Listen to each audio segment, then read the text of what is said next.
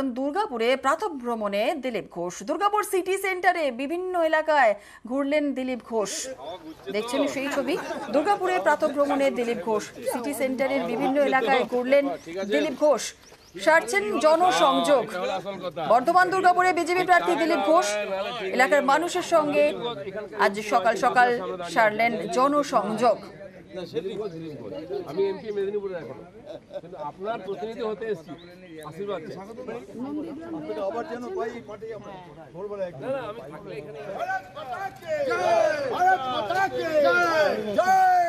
আর দিলীপ ঘোষ তিনি চেয়েছিলেন মেদিনীপুর, কিন্তু দল তাকে টিকিট দিয়েছে বর্ধমান দুর্গাপুরে। এতে দিলীপের গলায় অভিমানের সুর শোনা গিয়েছে। দলের একনিষ্ঠ সৈনিক হিসেবে অবশ্য ময়দানে নেমে পড়েছেন দিলীপ ঘোষ। বর্ধমানে গিয়ে দিলেন তিনি হুঙ্কারও। তৃণমূলের প্রার্থী প্রাক্তন ক্রিকেটার কীর্তি আজাদকে ক্রিকেটের ভাষাতেই দিয়েছেন জবাব। ঠিক আছেন, মান অভিমানের নয়, আমাকে একজন পার্টির সৈনিক হিসাবে যে দায়িত্ব আছে সেটা আমি পালন করেছি, এটাও করব। দিলীপ ঘোষ রাজ্য বিজেপির প্রাক্তন সভাপতি, মেদিনীপুরের সাংসদ। এবার তাকে আর মেদিনীপুরের টিকিট দিল না বিজেপি। দিলীপ ঘোষকে দাঁড় করালো বর্ধমান দুর্গাপুর থেকে। রবিবার রাতে এই ঘোষণার পরে দিলীপের গলায় অভিমানের সুর। আমাকে বলা হয়েছিল আপনার কেন্দ্র পরিবর্তন হতে পারে। আমি বলেছিলাম যে আমি যেখানে কাজ করেছি, লড়েছি, 8 বছর ধরে আছি কর্মীদের সঙ্গে, সেখানে লড়াই করতে চাই। দলের একনিষ্ঠ সৈনিক, তাই অভিমান হলেও দলের সিদ্ধান্তই মেনে নিচ্ছেন। কার কেন্দ্র কোথায়, যেখানে আমি লড়বো সেটাই আমার কেন্দ্র, আর সেখান থেকেই জিতবো। পার্টি এটা জানে, তাই পার্টির প্রয়োজনে ওখানে আমি গেছি। পার্টি আমাকে নির্বাচন লড়তে বলেছে, আমি লড়েছি, যেখানে বলেছি সেখানে লড়েছি। এখন যেখানে বলছি সেখানে লড়ছি। আজকে সারা পশ্চিমবাংলায় যে কোনো আসনে আমরা জিততে পারি। দিলীপ ঘোষের প্রার্থীপদ নিয়ে কয়েকদিন ধরেই জল্পনা চলছিল।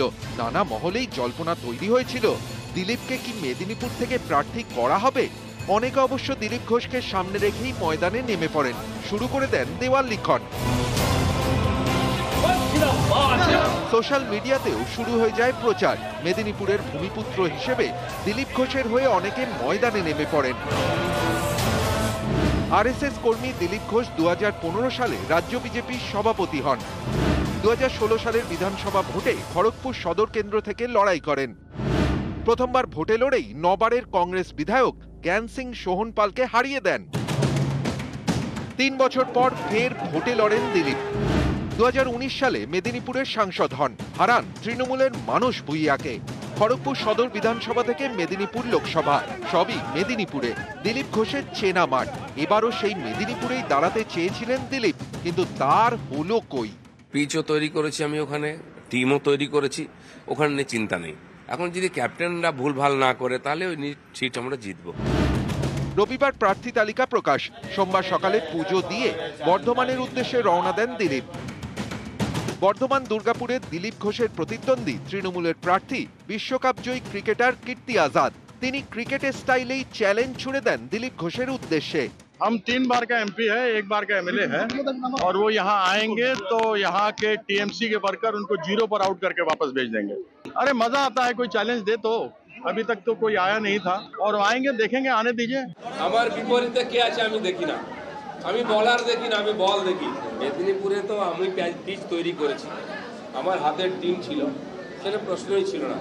এখানে পিচ জারি হোক, টিম যাই হোক, ব্যাটসম্যান কিন্তু আমি আছি। আর আমার সঙ্গে যারা ফিল্ডার দেখছেন তো কিরম জোশ, জেতার জন্য এখানে খেলছি। সবে তো শুরু হলো, ফার্স্ট বলেই ছক্কা হয়ে গেল। বর্ধমান আমার চেনা মাঠ, দুর্গাপুর আমার চেনা মাঠ। নতুন ময়দান, দিলীপের জন্য নতুন স্লোগান। নিউজ 18 বাংলা।